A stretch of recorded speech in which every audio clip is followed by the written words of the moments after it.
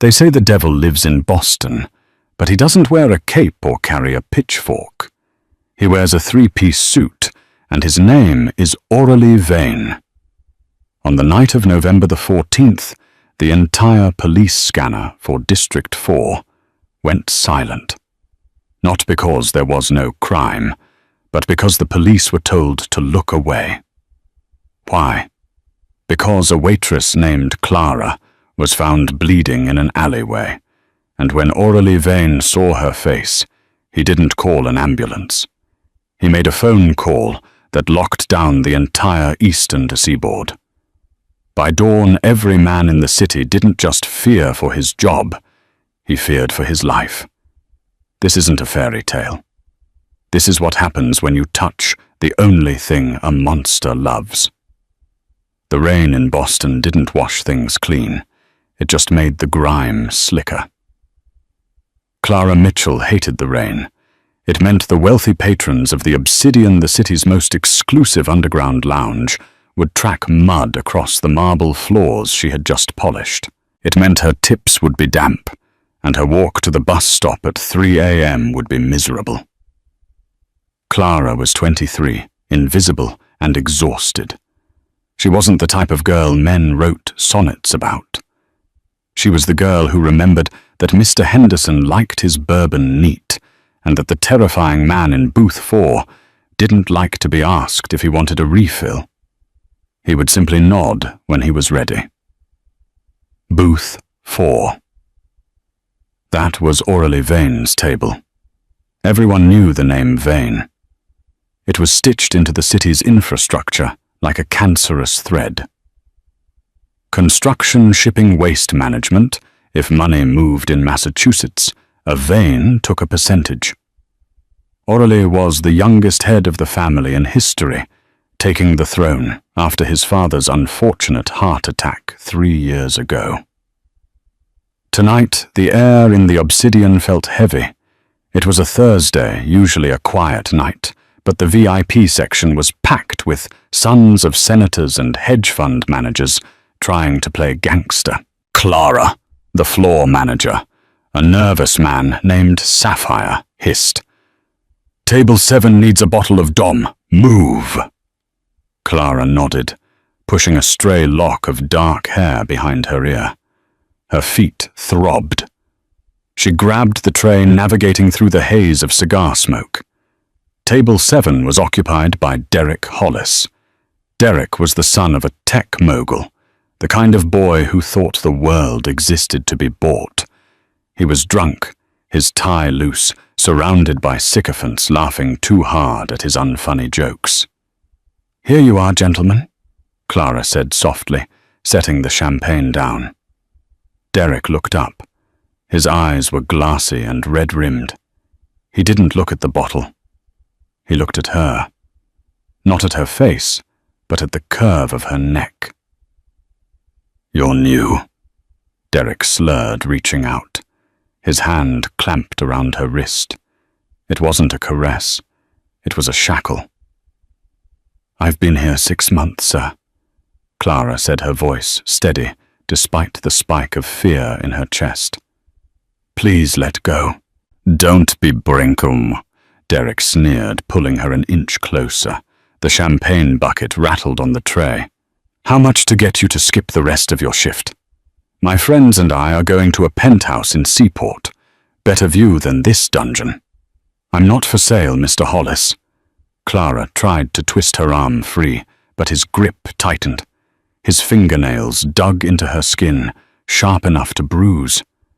The music in the club was loud, a heavy bass thumping against the walls, masking the interaction. But Clara felt a sudden drop in temperature. It wasn't the AC. From across the room, in the shadows of booth 4, Aurelie Vane stood up. He didn't rush. Aurelie never rushed. He moved with the predatory grace of a panther stalking through tall grass.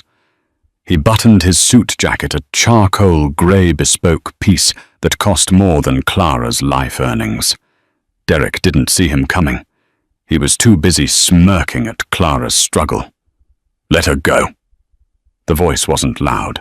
It was a low rumble, like distant thunder that promises a storm. Derek froze. He looked up, squinting. When he recognized orally, the color drained from his face so fast, it looked like a magic trick. "Mr. Vane," Derek stammered. We were just joking, right, sweetheart?" He dropped Clara's wrist like it was burning hot. Clara stumbled back, clutching her arm. There were 4 red crescents etched into her pale skin. Orally didn't look at Derek. His eyes, the color of frozen steel, dropped to Clara's wrist. He stared at the marks for a full 5 seconds. The silence that radiated from him was deafening. Even the music seemed to fade into the background. "Go to the back, Clara," Orally said. He didn't look at her face. He was still staring at the injury. "I'm fine, sir," she whispered, terrified of causing a scene. "Go." It wasn't a request. Clara fled. She hurried through the kitchen doors, her heart hammering against her ribs like a trapped bird. She stayed in the break room for 20 minutes, shaking. When Sapphire finally came in, he looked pale. "You can go home," Sapphire said, avoiding her eyes. "But my shift, Mr. Vane paid for your time, and everyone else's. He closed the club early." Clara blinked. "He closed the club." "Just go, Clara. Take the back exit." She didn't argue. She changed into her oversized coat, grabbed her purse, and slipped out the heavy steel door into the alleyway. The rain had turned into a deluge. The alley was dark, illuminated only by a flickering yellow security light. Clara pulled her collar up, keeping her head down. She just wanted to get home, feed her cat, and forget the way Orally Vane had looked at her wrist. She didn't hear the footsteps until it was too late. "Thought you could get me embarrassed in front of the king, huh?" The voice was wet and slurred. "Derek." Clara spun around, gasping. Derek was standing there, but he wasn't alone. 2 of his friends were behind him. They looked nervous, but Derek looked unhinged, fueled by humiliation and cocaine. "Mr. Hollis, please," Clara said, backing up until her spine hit the wet brick wall. "I didn't do anything." "You made me look weak," Derek spat. He stepped forward, closing the distance. "Orally Vane doesn't give a damn about a waitress. He just likes to swing his dick around.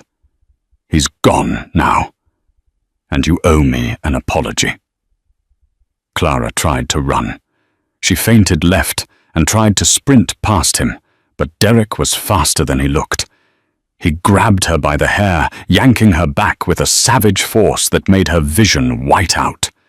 She screamed, but the heavy rain drowned it out. He threw her against the dumpsters, her head cracked against the metal. The world spun. She tasted copper. "Hold her," Derek ordered his friends. "Derek, man, this is too much," one of them said. "Shut up, do it." Clara fought. She scratched and kicked, connecting with a shin, but a fist collided with her ribs, knocking the wind out of her.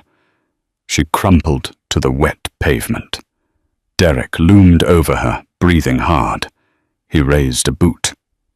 "This," he grunted, kicking her in the stomach, "is for the attitude." Pain exploded in her midsection. She curled into a ball, wheezing. "And this," he grabbed a jagged piece of a broken glass bottle from the ground, "is so you remember your place." The last thing Clara felt was a searing hot agony slicing across her arm, the same arm he had grabbed earlier. Then a heavy blow to her temple sent her into the darkness. The silence was the worst part. Clara woke up to the feeling of cold water soaking through her jeans. Her head felt like it had been split open with an axe. She tried to move, but her body screamed in protest. She was alone in the alley. Derek and his friends were gone. She tried to push herself up, but her arm gave way. She looked down. Her grey coat was stained black in the darkness. Blood. So much blood. "Help!" she croaked, but it came out as a whisper. She heard the sound of a car engine. Powerful. Close. Headlights swept into the alley, blinding her. A sleek black car, an armoured Audi, rolled to a stop 10 feet away. The engine cut. For a moment, Clara thought Derek had come back to finish the job. She tried to crawl behind the dumpster, dragging her injured leg. The car door opened, expensive leather creaking. Steps, slow, deliberate steps, splashing in the puddles. A figure towered over her, blocking out the rain. "Clara!" The voice wasn't slurred. It was the low rumble of the storm. O'Reilly. She looked up. Through her swollen eye, she saw him. He wasn't wearing his jacket anymore. He was in his white dress shirt, his holster visible under his left arm. He looked down at her, and for a second, his face was a mask of pure, unadulterated horror. Aurelie Vane dropped to his knees in the filthy alley water. He didn't care about his $1,000 trousers. "Don't touch me," Clara whimpered, flinching. "Please." Aurelie froze. His hands hovered over her, trembling, not with fear, but with a rage so potent it made the air vibrate. "I'm not going to hurt you," he said, his voice terrifyingly calm. "I need you to tell me where it hurts the most." "Everywhere," she sobbed. He gently, so gently it broke her heart, brushed wet hair away from her face. He saw the bruise blooming on her cheekbone. He saw the cut on her lip. Then his eyes traveled down to her arm. The sleeve was shredded. The gash was deep. O'Reilly went still. He looked like a statue carved from ice. He took off his white shirt, just stripped it off right there in the rain, revealing a torso mapped with scars and tattoos. He wrapped the expensive silk around her arm, tying it tight to stop the bleeding. "I'm sorry," she whispered. "I'm sorry I caused trouble." Aurelie stopped. He looked into her eyes. His irises were swirling with violence. "You apologize?" he asked softly. "You are bleeding on the pavement, and you apologize to me." He scooped her up. He lifted her as if she weighed nothing. Clara rested her head against his bare chest. He was warm, impossibly warm. She could hear his heart beating a slow, heavy thud. He carried her to the car. He didn't put her in the back seat. He sat in the back and pulled her onto his lap, cradling her against him. "Drive," he ordered the driver. "Hospital, the private wing. Call Dr. Aris. Tell him if he isn't there in 5 minutes, I will burn his practice to the ground." The car tore out of the alley. Clara was fading.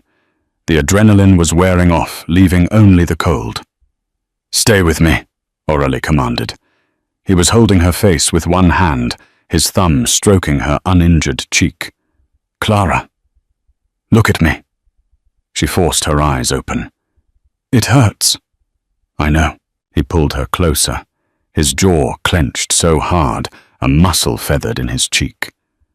"I need you to tell me a name." "Aurelie, give me the name Clara." She hesitated. She knew what giving him a name meant. It meant death. But she remembered the laugh, Derek's laugh as he kicked her. "Hollis," she whispered. "Derek Hollis." Aurelie closed his eyes. He exhaled a long, shaky breath. When he opened them again, the humanity was gone. The man holding her was gone. The monster had taken the wheel. He pulled out his phone. He dialed a number. "It's Vane," he said. The tone of his voice made the driver flinch.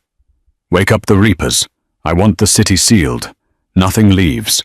No planes, no trains, no boats." He paused, listening to the person on the other end. "I don't care if his father is a senator," Aurelie snarled. "I want him found, and I want him alive.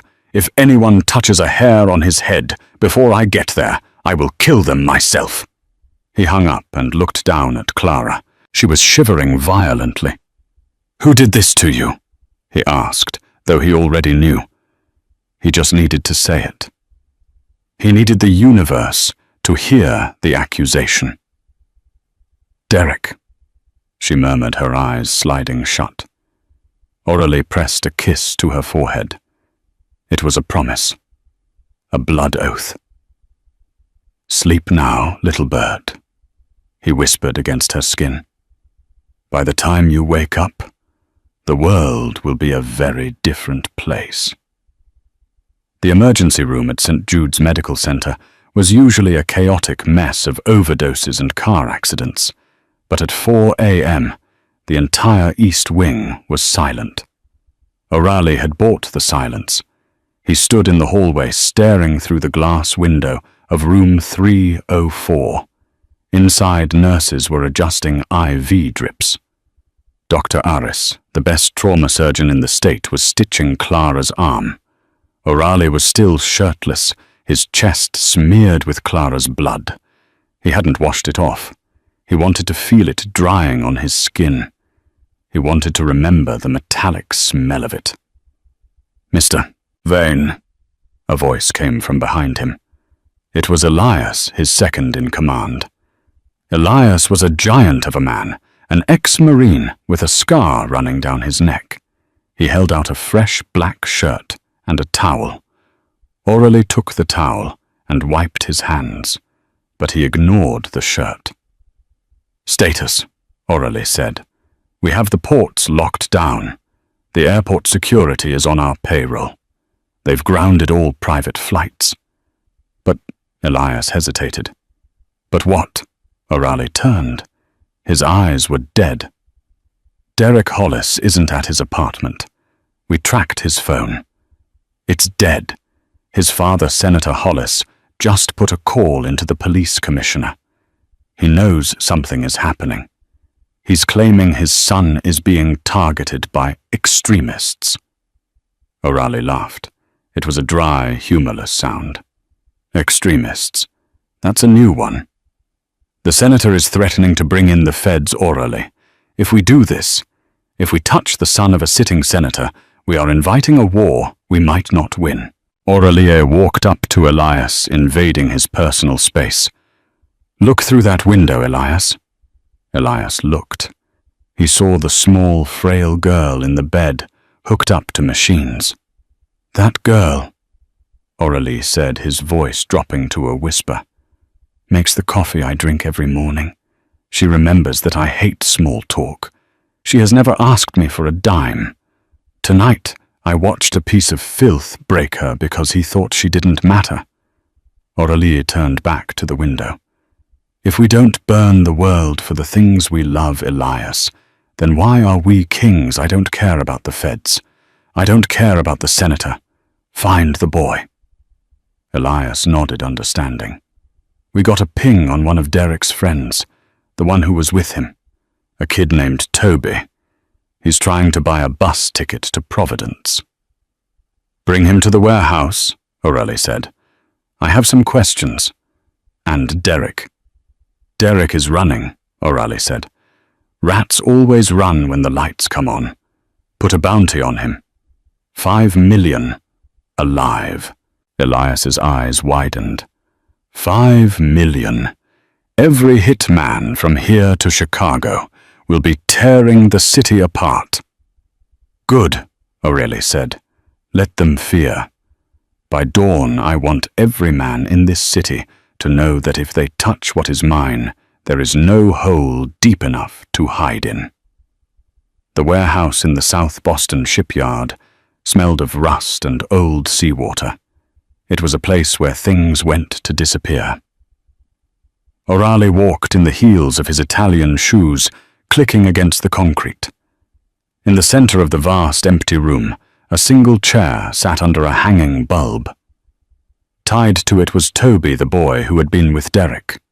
He was 19, wearing a varsity jacket, and currently sobbing so hard he was hyperventilating. Elias stood guard, arms crossed. He hasn't stopped crying since we picked him up. O'Reilly approached the chair. He didn't yell. He didn't strike. He simply pulled up a metal crate and sat down directly in front of the boy, crossing his legs. "Toby," O'Reilly said. The boy's head snapped up. "I didn't do it. I swear, Mr. Vane, I didn't touch her." "It was all Derek. I tried to stop him." "I know," O'Reilly said calmly. "If you had touched her, you wouldn't be sitting in a chair. You would be in the harbor." Toby hiccuped, hope flaring in his terrified eyes. "But," O'Reilly continued, his voice dropping an octave, "you watched. You stood there and watched a woman bleed because you were too afraid of a senator's son to do the right thing. Cowardice is a sin, Toby, and tonight I am the priest." O'Reilly leaned forward, resting his elbows on his knees. "Where is he?" I don't know. He ran." O'Reilly sighed. He reached into his pocket and pulled out a lighter. He flicked it open, the flame dancing in the drafty room. "I don't have time for lies, Toby. My patient is bleeding out in a hospital bed across town. Every second you waste is a second I get closer to losing my temper." "He went to the lake house!" Toby screamed, shrinking away from the tiny flame.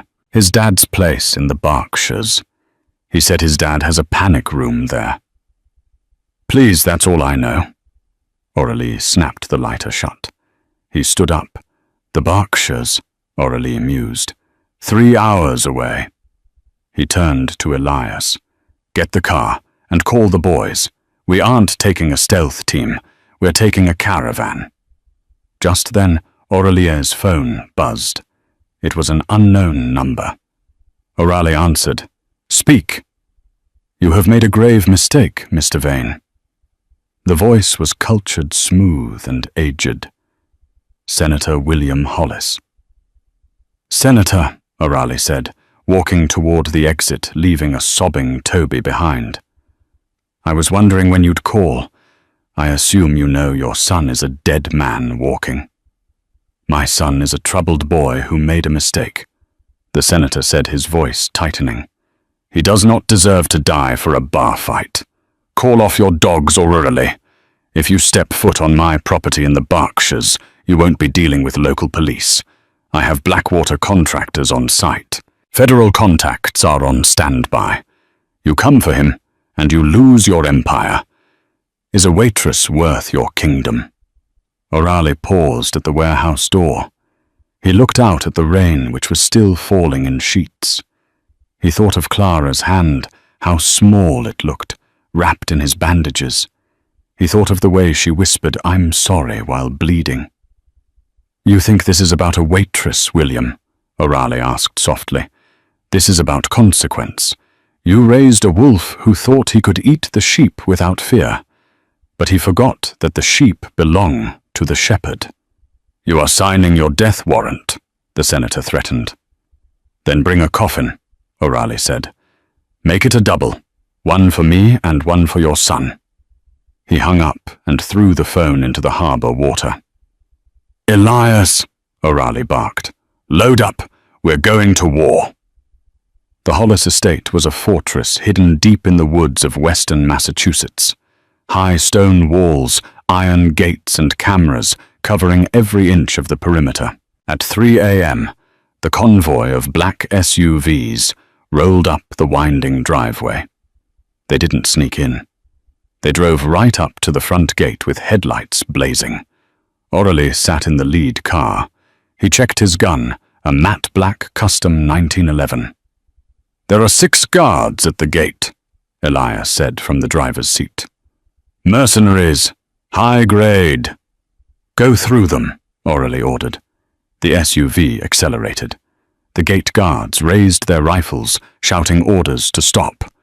The first shot shattered the windshield of O'Reilly's car, embedding itself in the bulletproof glass. "Now," O'Reilly yelled. The sunroofs of the 3 SUVs behind them popped open. O'Reilly's men emerged, returning fire with suppressed assault rifles. It was precise, brutal efficiency. The guards at the gate didn't stand a chance against the sheer ferocity of the Vane syndicate. The gate was rammed open by the lead truck. The convoy roared onto the manicured lawn. Aurelie stepped out of the car before it had even fully stopped moving. The mansion loomed ahead, dark and imposing. "Secure the perimeter," Aurelie shouted to his men. "No one leaves." He walked toward the front door. Gun drawn. Elias and 2 other enforcers flanked him. The front door exploded inward before they could touch it. The mercenaries inside were firing through the wood. Aurelie ducked behind a stone pillar. Bullets chipped away the masonry near his head. "Flashbang!" Elias yelled, tossing a canister through the broken door. Boom! A blinding white light. Aurelie moved. He swept into the grand foyer, stepping over the dazed mercenaries. He fired twice, double taps efficient and lethal. He wasn't killing for sport. He was clearing a path. He moved through the house like a wraith. The kitchen, the library, the drawing room clear. He found the entrance to the panic room behind a bookshelf in the study. It was a heavy steel door, coded and reinforced. "It's locked tight," Elias said, examining the keypad. "We need a drill. It'll take an hour." "I don't have an hour," Aurelie growled. He stepped up to the steel door and banged the hilt of his gun against it. "Derek!" he roared. The sound echoed through the house like a gunshot. "I know you can hear me. Open this door, and I promise you a quick death. Keep it closed, and I will burn this house down with you inside." Silence. Then the intercom crackled. "You're insane." Derek's voice came through, trembling but arrogant. "My dad's chopper is 5 minutes out. You're trapped, Vane. The feds are coming. You're done." Aurelie laughed. He leaned his forehead against the cold steel. "You think your father called the feds?" Aurelie asked, his voice low. "Your father didn't call the feds, Derek. He called me 5 years ago, when he needed money to run his campaign. He called me when he needed his mistress's accident to disappear." Aurelie signaled to Ellis, who handed him a bag of C4 plastic explosive. "Your father isn't coming to save you," Aurelie shouted as he molded the clay onto the door hinges.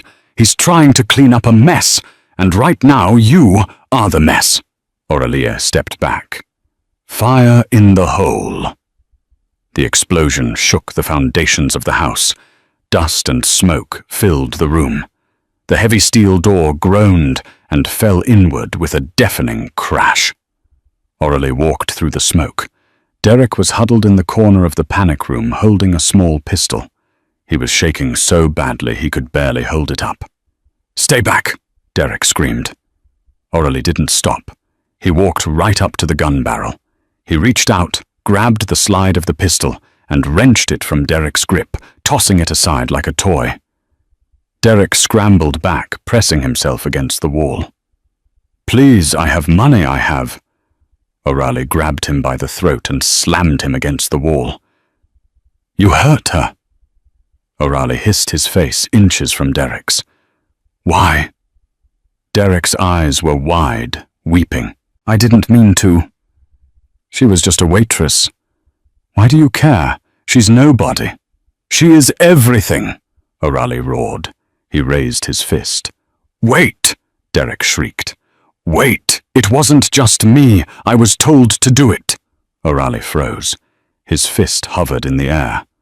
"What? My dad?" Derek sobbed. "My dad told me to go to the Obsidian. He told me to pick a fight. He said he needed a distraction.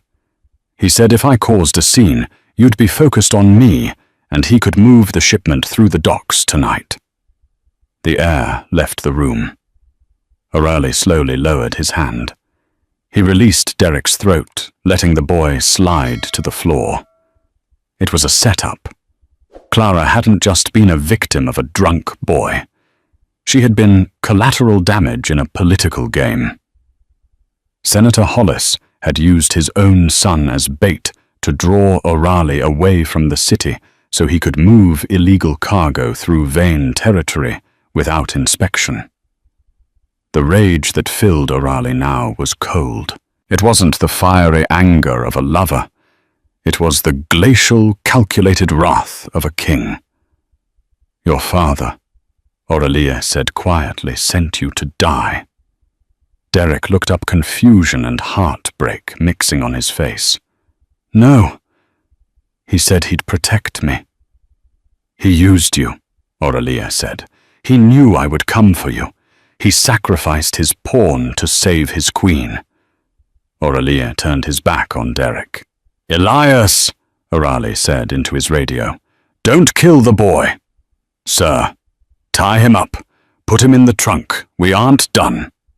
Orali walked out of the panic room, stepping over the debris. "Where are we going?" Elias asked, meeting him in the hallway. Orali checked his watch. It was 5 a.m. Dawn was breaking. "The senator thinks he's won," Orali said, his eyes dark. "He thinks I'm chasing a ghost in the woods while he moves his shipment. We are going back to the city. We are going to the docks." He paused, looking back at the shivering boy being dragged out by his men. "And then," Orali added, "I'm going to pay the senator a visit. I'm going to return his son, and I'm going to show him exactly what happens when you break my things." The Boston shipping yards were a graveyard of steel and salt. It was 5:45 a.m.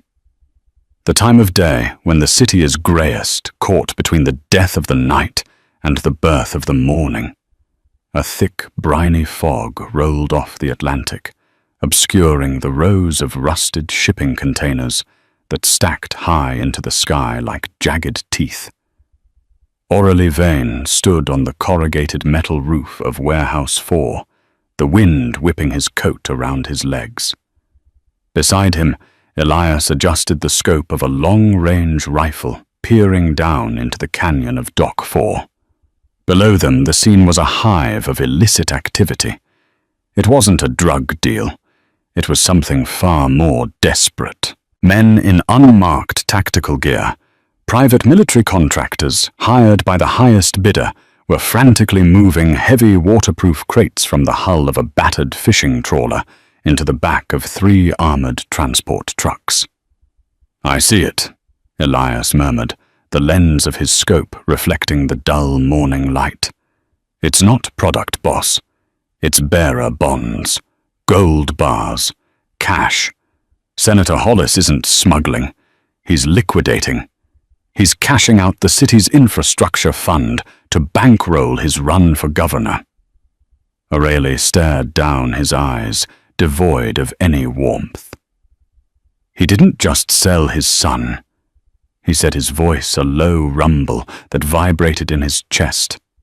"He sold him for a campaign slogan." Aurelie checked his watch. "Cut the lights." Elias spoke a single code word into his headset. Instantly, the high-powered floodlights that illuminated Dock 4 sizzled and died. The yard plunged into a chaotic gloom. Down below, shouting erupted. The mercenaries raised their rifles, spinning in circles, blinded by the sudden shift in lighting. "Execute," Aurelie whispered. From the shadows of the shipping containers, the Vane syndicate emerged. They didn't scream. They didn't charge like barbarians. They moved with the terrifying, synchronized discipline of a wolf pack. The sound of suppressed gunfire ripped through the humid air. Thwip, thwip, thwip. Aurelie descended the rusty fire escape, his polished shoes ringing against the metal. He walked straight into the kill zone. He didn't run. He didn't take cover. He moved with a terrifying calm, a predator walking through a herd of prey. A mercenary lunged from behind a forklift, raising a submachine gun. Aurelie didn't even break stride. He raised his custom 1911 and fired twice, one in the knee to drop him, one in the chest to silence him. He stepped over the groaning man as if he were a puddle. The firefight was brutal and short. The senator's men were fighting for a paycheck. Orali's men were fighting because they feared their king more than death. Within 3 minutes, the dock was silent, save for the groans of the wounded and the lap of the ocean against the pier. Orali walked toward the lead-armored truck. The engine was revving. The driver was trying to smash through the blockade of vain SUVs. Orali fired a single round into the front tire. The massive vehicle lurched, skidded sideways, and slammed into a stack of pallets. The door flew open. Senator William Hollis tumbled out into the mud. He was wearing a trench coat over his pajamas, clutching a leather briefcase to his chest like a life preserver. He looked up, his distinguished, silver-haired face smeared with grease and terror. When he saw Orali Vane standing over him, the senator scrambled backward, his heels slipping in the muck. "Orali," the senator gasped, holding up a hand. "Wait. Let's talk. I can make you rich. I have contacts in D, so I can give you the ports. All of them." Orali stared at him. The disgust on his face was absolute. "You think I came here for money, William?" "Everyone wants money," the senator shrieked. "Take half. Take the whole briefcase. Just let me leave." Orali signaled to Elias. "Bring the car." Elias drove Orali's black-armored SUV right onto the pier, the tires crunching over the debris. He stopped 10 feet away and popped the trunk. 2 of Oralia's enforcers dragged Derek Hollis out. The boy was a wreck, battered, bruised his varsity jacket, torn his wrists bound with zip ties. He was weeping, broken by the night's events. When Derek saw his father, he stopped struggling. A look of confused relief washed over his swollen face. "Dad," Derek croaked, stumbling forward. "Dad, you came. I told them you'd come." Senator Hollis froze. He looked at his son, then at Orali, then at the briefcase full of millions. The calculation in his eyes was visible. It was cold. It was political. "Derek," the senator stammered, backing away toward the edge of the pier. I'm glad you're safe, but I have to go. You understand, don't you, the campaign? The family legacy." Derek stopped. The relief on his face shattered, replaced by a horror so profound it looked physical.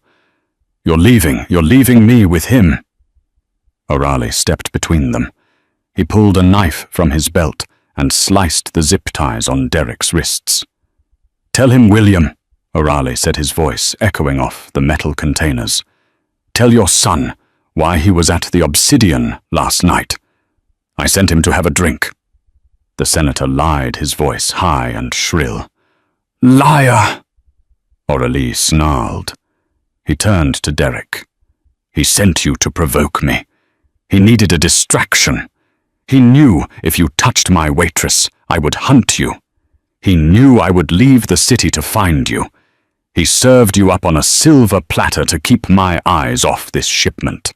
Orali took a step closer to the senator. "He counted on you dying, Derek. A grieving father polls better than a scandalized one. You were just a sacrificial lamb for the governor's mansion." Derek looked at his father. He looked at the briefcase the senator was still clutching, so tightly enough to turn his knuckles white. "Is that true?" Derek whispered. "Dad, you knew he would come for me." "It's complicated, son," the senator yelled, panic taking over. "You've always been a screw-up. I needed the capital. I did it for us." "For the name. For your name," Derek screamed. Orali pulled the gun he had taken from Derek earlier, the small chrome pistol the boy had tried to use in the panic room. He racked the slide, chambering a round. He held it out, handle first, to Derek. "He left you to rot in a panic room," Orali said softly to the boy. "He didn't call the police. He didn't call the feds. He was halfway to the Cayman Islands while you were begging for your life." Derek took the gun. His hands were shaking violently. He looked at the man who raised him, the man who had taught him that money solved everything. "No," the senator whispered, raising his hands. "Derek, listen to me. He's a criminal. I'm your father." "You're not a father." Derek spat tears streaming down his face, mixing with the blood. "You're just a politician." Derek raised the gun. O'Reilly turned his back. He didn't need to watch. He began walking toward his car, the sound of his footsteps steady on the pavement. Bang! The shot rang out, sharp and final. The seagulls on the nearby pilings scattered, screeching into the grey dawn. O'Reilly didn't flinch. He didn't look back to see the senator's body hit the water, or to see Derek drop to his knees, sobbing into his hands. O'Reilly opened the car door. "Elias," he said, his voice weary. "Call the press. An anonymous tip. Senator Hollis was caught in a crossfire during a drug deal gone wrong involving his estranged son. Ruin the reputation. Bury the legacy." "And the boy?" Elias asked, looking back at the weeping figure on the dock. "He stays," O'Reilly said. "He has to live with what he did. That is a punishment worse than death." He slid into the leather seat, the adrenaline finally leaving his system. The monster receded, and the man returned. The image of the senator's greed faded, replaced by the memory of a girl in a hospital bed. "Take me to St. Jude's," O'Reilly ordered, closing his eyes, "and drive fast." The world didn't come back all at once. It returned in fragments. First there was the smell, not the metallic tang of blood or the sour stench of the wet alleyway, but something clean, sharp, like antiseptic and expensive lilies. Then the sound, the rhythmic, hypnotic beep, beep, beep of a heart monitor, the hum of central air, the distant muffled sound of traffic that felt miles away. Clara Mitchell forced her eyes open. Her eyelids felt heavy, as if weighted down by lead coins. The light in the room was dim, the blinds drawn against the morning sun. She tried to take a deep breath, but her ribs screamed in protest, a sharp, hot lance of pain that made her gasp. "Easy," a voice commanded. "Do not move." It was a voice she knew, a voice that usually sounded like thunder, now reduced to a jagged whisper. Clara turned her head to the left. The movement made the room spin, but when her vision cleared, her heart skipped a beat. Aurelie Vane was sitting in a stiff hospital chair, pulled right up to the edge of her bed. But this wasn't the Aurelie she knew from the Obsidian. The impeccable armored king of Boston was gone. In his place was a man who looked like he had walked through hell and decided to stay there. His tuxedo shirt was unbuttoned at the collar, the expensive white silk stained with dried, rust-colored blood. His jaw was dark with stubble. His hair, usually slicked back with military precision, was falling over his forehead. But it was his eyes that frightened her. They were bloodshot wide and fixed on her face with a terrifying intensity. He looked like a man who hadn't blinked in 48 hours. "Aurelie," she croaked. Her throat felt like sandpaper. He moved instantly. He didn't just stand. He surged forward, grabbing a plastic cup of water with a straw and bringing it to her lips. His hands, she noticed, were trembling. The hands that could dismantle a pistol in seconds were shaking as they held a cup of water. "Drink," he murmured. Slowly. She drank. The cool water was the best thing she had ever tasted. When she pulled away, he set the cup down as if it were made of fragile glass and immediately took her hand in his. His grip was tight, desperate. "You're here," she whispered, looking at the blood on his shirt. "You're hurt." "This isn't mine," he said, his voice flat. He didn't look at his shirt. He couldn't stop looking at her, scanning her face, as if checking for cracks. "I'm fine. You stopped breathing in the ambulance, Clara." The words hung in the air, heavy and cold. Clara blinked, the memory of the alley rushing back. The rain, the boot, the glass. Derek's laugh. "I thought I died," she admitted softly. "You almost did." O'Reilly brought her hand to his face, pressing his lips against her knuckles. He kept them there, his eyes closing. She felt a shudder run through his massive frame. "I tore the city apart, Clara. I broke every rule I ever made, and all I could think about was that I was too late." "Derek," she started, her heart rate spiking on the monitor, "is handled." Aurélie cut in, his tone hardening instantly. He pulled back, his eyes turning to steel. "The threat is gone. It has been erased from the earth." Just then the door to the private suite opened. Elias walked in.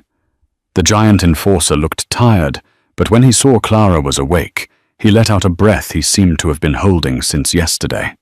He was carrying a tablet. "Boss," Elias said quietly, "the news is breaking." O'Reilly didn't look away from Clara. "Show her." Elias hesitated, then walked to the side of the bed and held up the screen.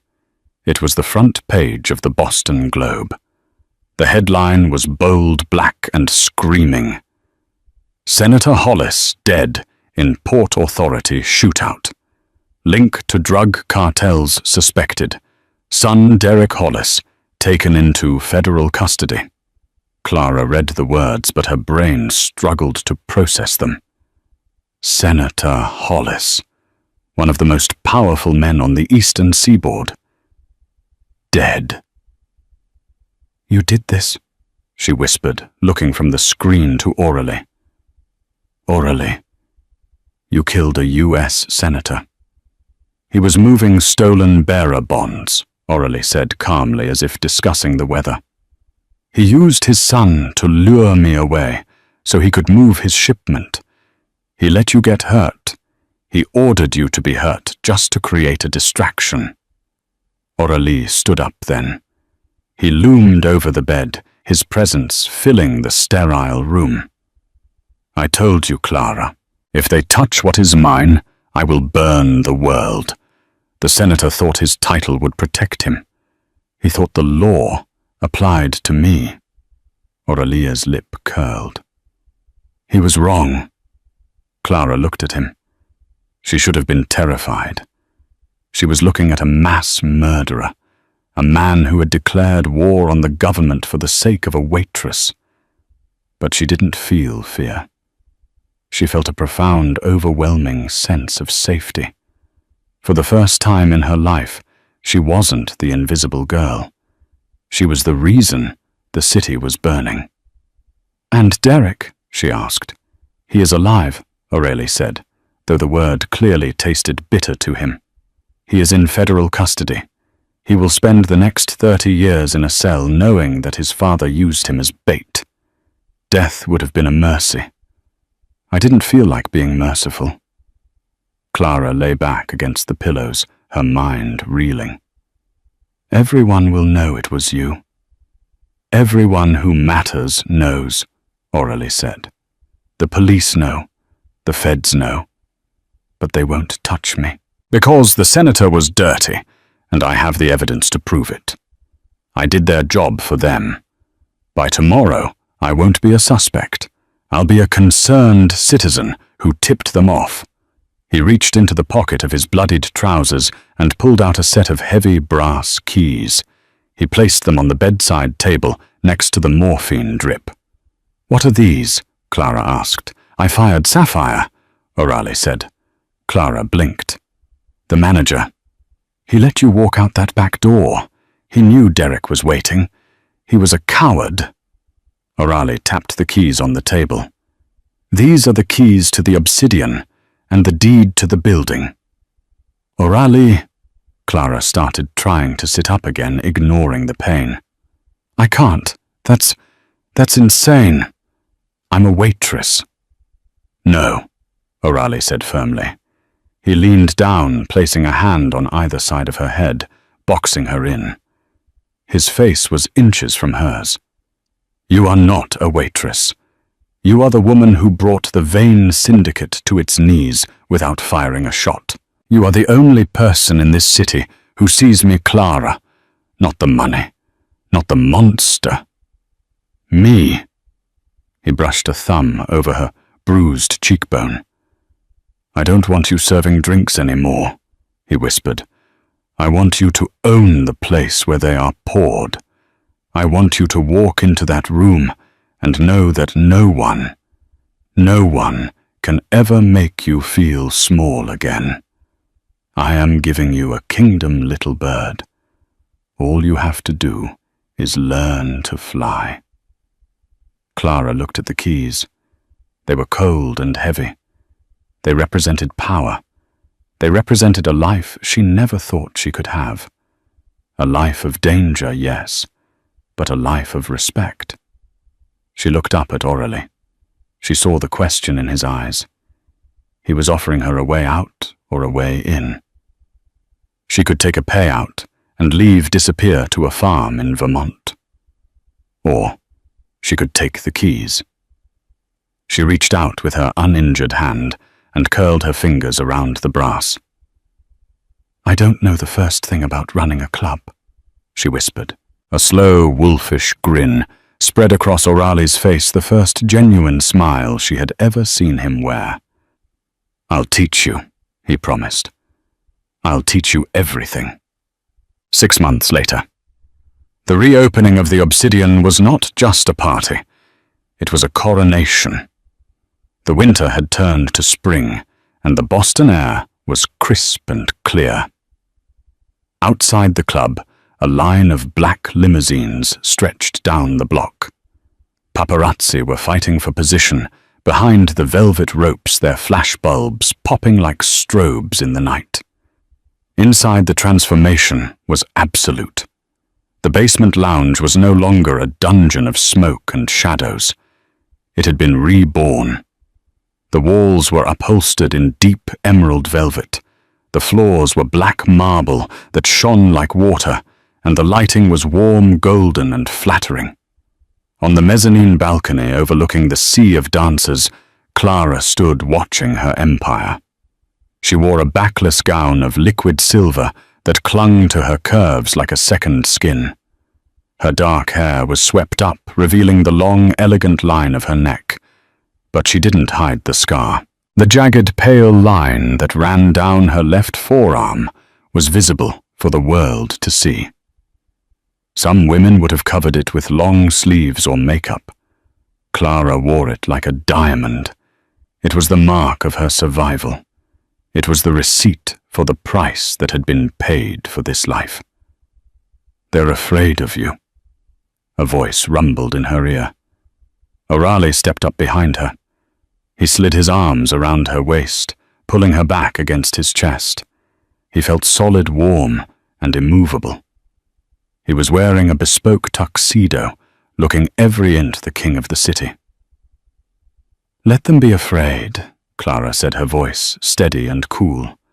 She leaned back into him, resting her head on his shoulder.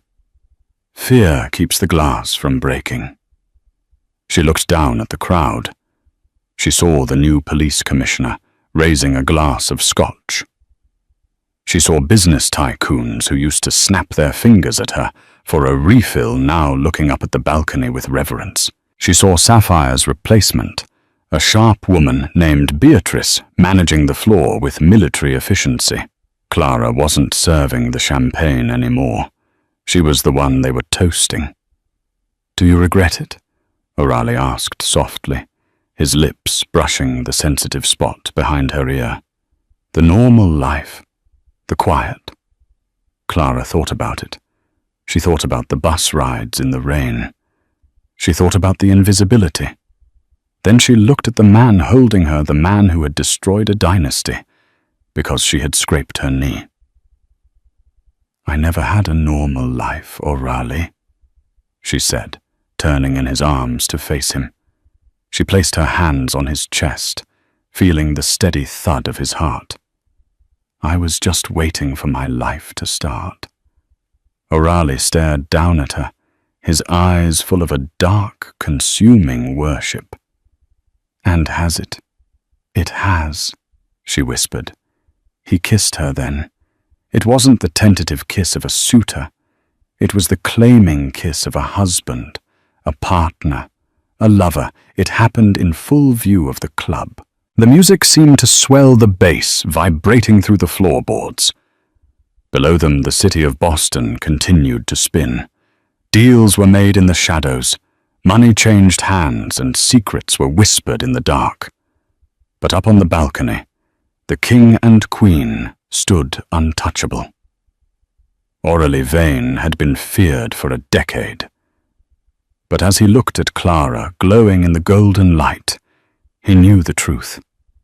He used to be the most dangerous man in the city because he had nothing to lose. Now, he was the most dangerous man in the world because he had everything to lose. And God help anyone who'd try to take it from him again. Clara pulled back, breathless, her lipstick slightly smudged. She smiled, a dangerous, beautiful curve of her lips that matched his own. "Come on, Mr. Vane," she said, taking his hand and leading him toward the stairs. "The music is playing, and I think this is our song, and that My Friends is the story of Clara and O'Reilly. It's a reminder that sometimes the monsters in the stories aren't the ones hiding under the bed. They're the ones burning down the castle to save the princess. But in this story, the princess didn't just get saved. She got the keys to the kingdom.